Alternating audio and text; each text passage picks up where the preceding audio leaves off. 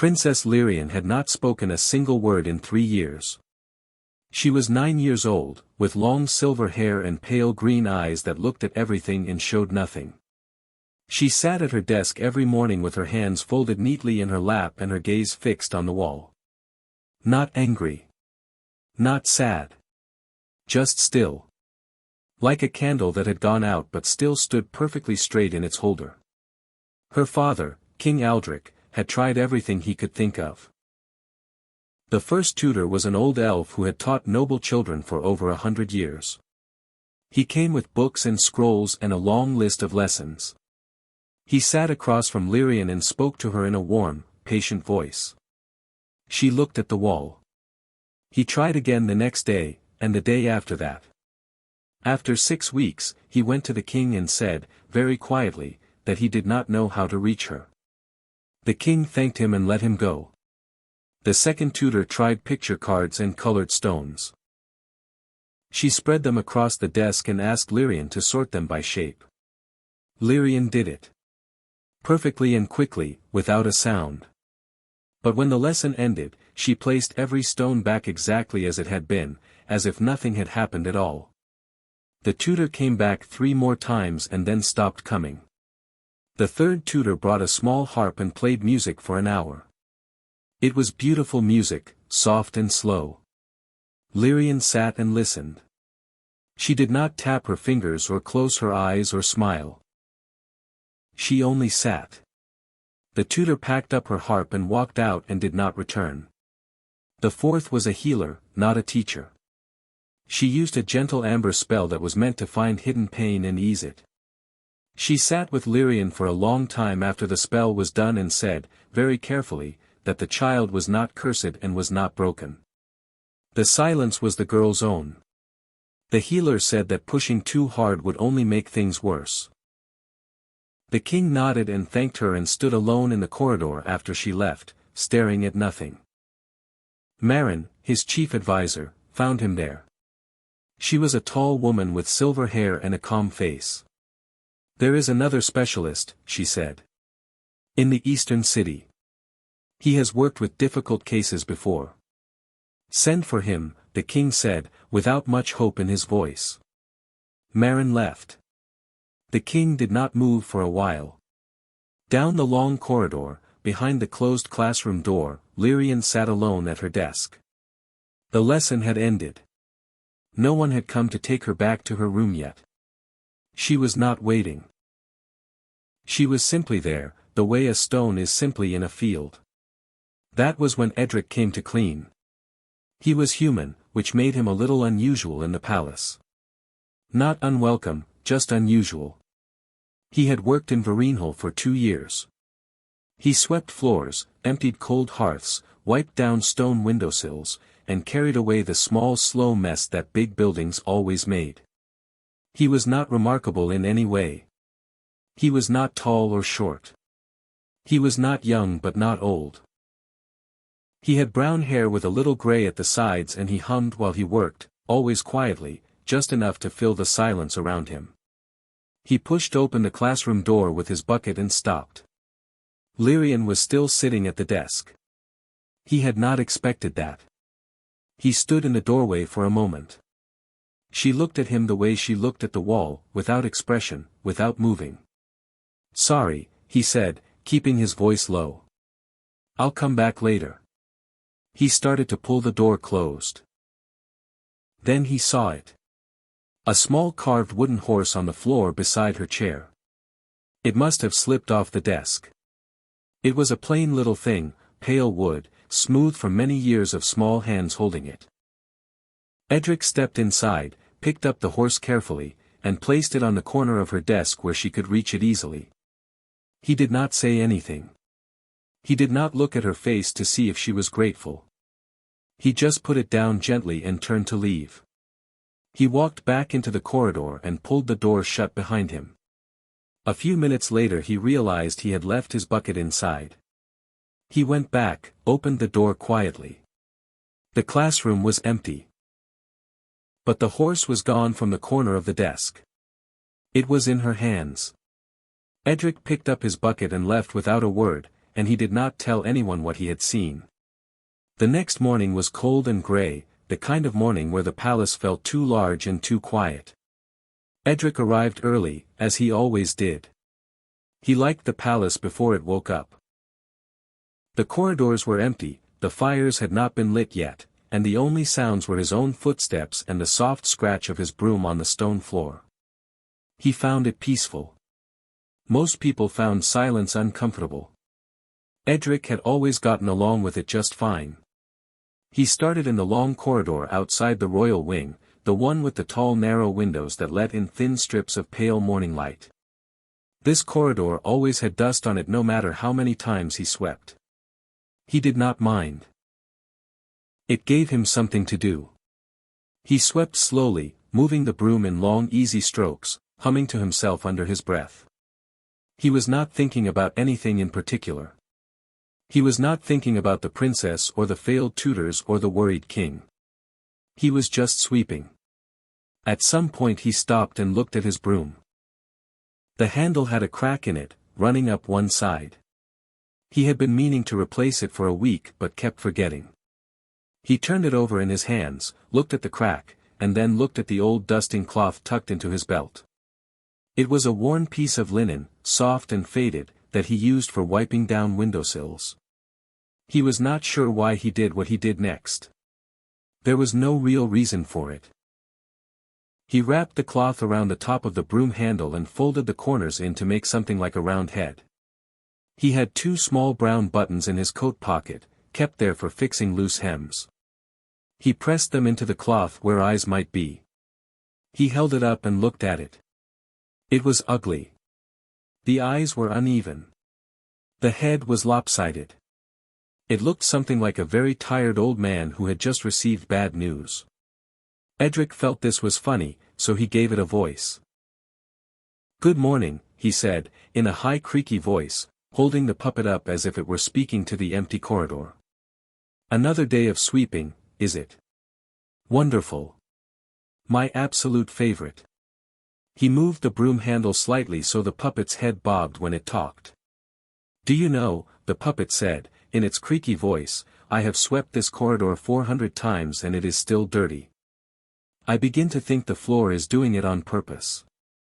Edric answered the puppet in his normal voice. "Maybe it likes the company." "Company," the puppet said flatly. "I am a broom.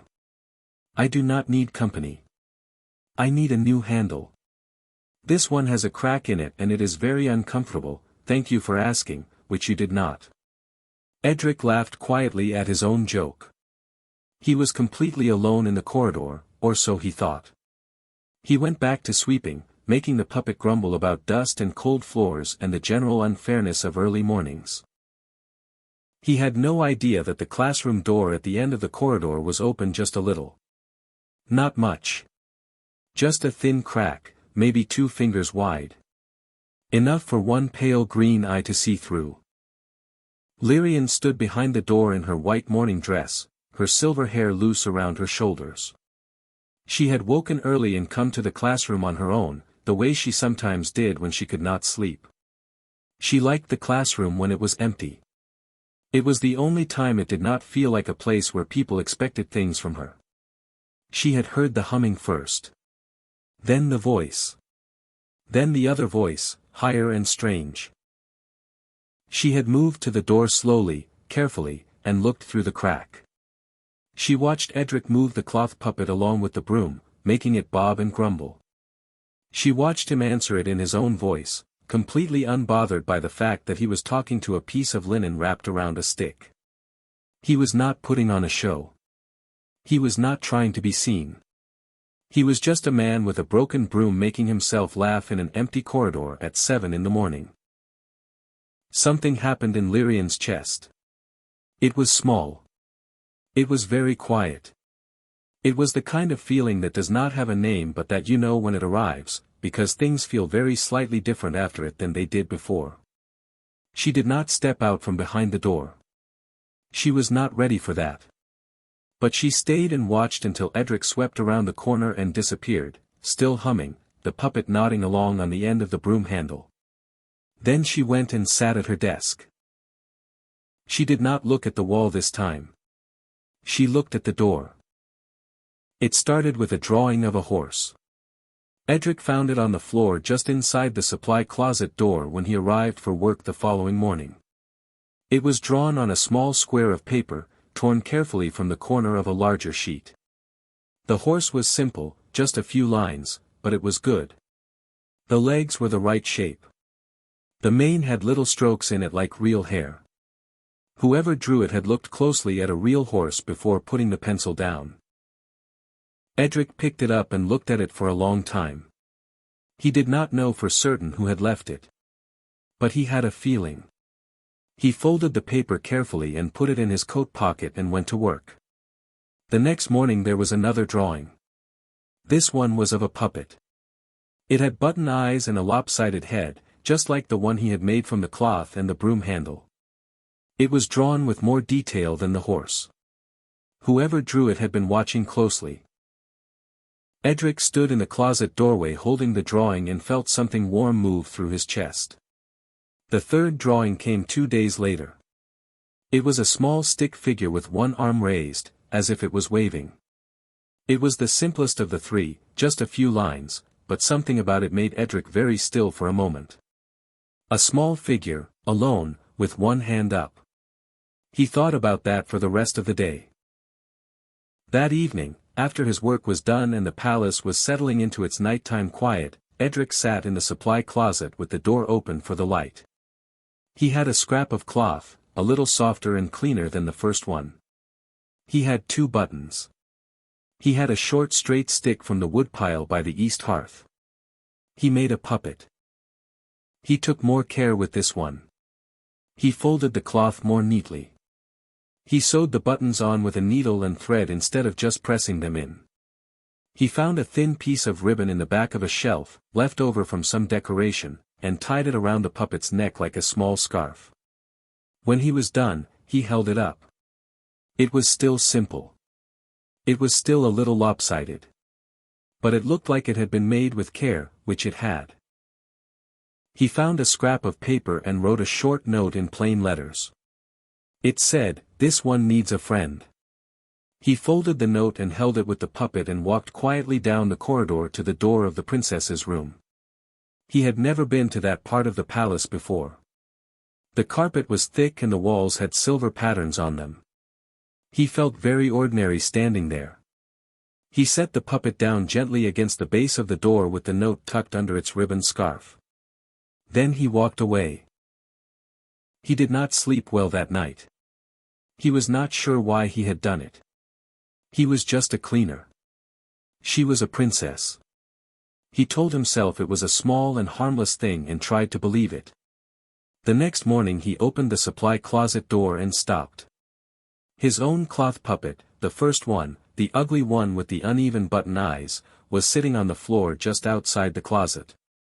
It had not been there the night before. Someone had placed it there carefully, sitting upright, facing the door. Edric looked at it for a long time. Then he picked up both puppets, the old one and the new one, and carried them down the corridor to the spot outside the classroom where the morning light came through the tall windows. He set them up on the low stone ledge beneath the window, facing each other, as if they were in the middle of a conversation. He arranged them so the old ugly one was leaning forward slightly, like it was saying something important, and the new one with the ribbon scarf was tilted to the side, like it was listening. Then Edric picked up his broom and walked away around the corner. He swept slowly. He counted his strokes. He heard nothing for a long time. Then he heard it. It was very small. It was barely a sound at all. It was something between a breath and a whisper, soft and uncertain, the way a voice sounds when it has not been used in a very long time and is not sure yet if it remembers how. Edric stopped sweeping. He did not go back around the corner.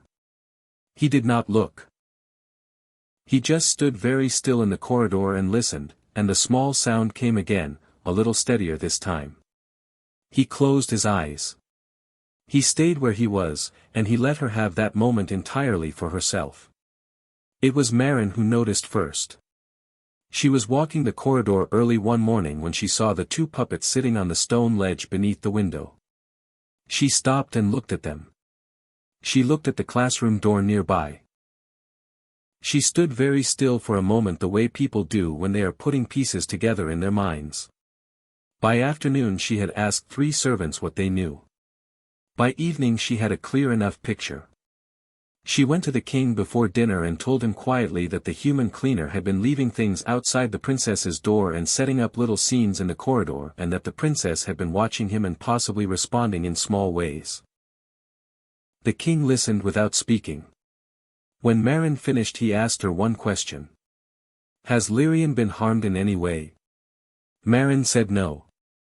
The king said nothing for a moment. Then he said he wanted the cleaner brought to the throne room the following morning. Not roughly. Just brought. Edric was in the middle of sweeping the east hallway when 2 palace guards came and told him the king wished to see him. He set his broom against the wall carefully, the way a man does when he is not sure he will be coming back for it, and he went with them without argument. The throne room was large and cold and full of morning light. The king sat at the far end in a tall chair. Marin stood to his left. 2 other advisors stood nearby with the expressions of people who had already decided what they thought. Edric walked to the center of the room and stopped. He was still wearing his work clothes. He had dust on his boots. He stood straight and kept his hands at his sides and looked at the king directly, which was either very brave or very simple, and with Edric it was hard to tell which. The king looked at him for a moment before speaking. "You have been spending time near my daughter," the king said. His voice was not angry. It was careful, which was sometimes worse. "Yes," Edric said. "You were not asked to do this." "No," Edric said. "I was not." One of the advisors stepped forward slightly. He was a thin elf with a long nose and the look of a man who enjoyed finding fault. "You are a cleaner," he said. "You have no training with children. No knowledge of healing or teaching. You had no permission to involve yourself with the princess in any way. What exactly did you think you were doing?" Edric thought about it for a moment. He did not seem nervous. He seemed like a man choosing his words carefully because he wanted to get them right, not because he was afraid. "I was not doing anything with the princess," he said. "I was talking to a puppet. In the corridor. By myself. She happened to watch. I did not ask her to." The thin advisor opened his mouth. "I left a puppet outside her door once," Edric continued. "With a note. That was the only time I did something directly. Everything else was just me doing my work." "And the drawings?" Marin asked. Her voice was not unkind. "She left those for me," Edric said. "I did not ask for those either." The room was quiet for a moment. The thin advisor said that it was inappropriate regardless and that the king should consider what kind of example it set, a human cleaner forming some kind of connection with the royal heir, and that the proper course was clear. The king looked at Edric. His face was hard to read. "Do you understand," the king said slowly, "that 4 trained teachers could not reach my daughter in 3 years?" "I heard that," Edric said. "I am sorry for it." "And you believe talking to a cloth puppet accomplished what they could not?" Edric looked at the floor for just a moment. Then back up. "I did not try to accomplish anything," he said quietly. "I think that might be why." The throne room was very still. Then the large doors at the far end opened. Everyone turned. Lirien stood in the doorway in her pale morning dress, her silver hair loose, her small puppet with the ribbon scarf held in both hands against her chest. She looked at the room full of tall elves and advisors and her father on his throne. Then she walked in. She walked the full length of the throne room with her chin up and her step steady, and she stopped beside Edric and turned to face her father. Her voice was small. It was soft. It was a little rough from 3 years of silence. But every single word was clear. "He was kind to me," she said. Please do not punish him for that. Nobody in the throne room made a sound. The king looked at his daughter for a long time. His face did something complicated that he did not try to hide. The throne room stayed quiet for a long time after Lirien spoke. The king did not move from his chair. The advisors did not speak. Even the thin elf with the long nose had nothing to say, which was perhaps the most unusual thing that happened that morning. The king looked at his daughter. He looked at the puppet in her hands. He looked at Edric standing beside her in his dusty work clothes with his hands at his sides. Then he stood up. He walked down from the throne slowly, which was something he rarely did during official matters. He stopped in front of Edric and looked at him the way a man looks at something he is trying to understand. "You did something for my daughter that no one else could do," the king said. "I do not take that lightly. Name what you want and it is yours." Edric was quiet for a moment. "A title," the king said. "A place at court. A house in the city. Whatever you ask." Edric looked at the floor briefly, then back at the king. "I would like to keep my job," he said. The king waited. Surely there was more. There was not. "That is all?" the king asked. "One more thing," Edric said. "The puppets. I would ask that no one takes them from her. Not ever. Not for any reason." The king looked at his daughter.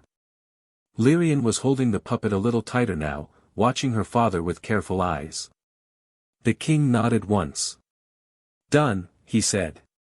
"Both things." Marin tried twice in the following days to offer Edric better accommodations, a warmer room, a higher wage, a new set of clothes without dust on them. Edric thanked her each time and declined each time with the same calm politeness. He moved back into his small room near the supply closet. He picked up his broom from where he had left it against the wall in the east hallway. He went back to work. Things in the palace changed slowly after that, the way most real things change, not all at once but in small steps that you only notice when you look back from a distance. Lirien spoke to her father for the first time properly, 3 days after the throne room. It was short. She told him the porridge at breakfast was too cold. He laughed so suddenly and so fully that Marin came running to check if something was wrong. After that he made sure her porridge was always warm, which was not a kingly concern but which he attended to personally every single morning. She spoke to Marin a week later.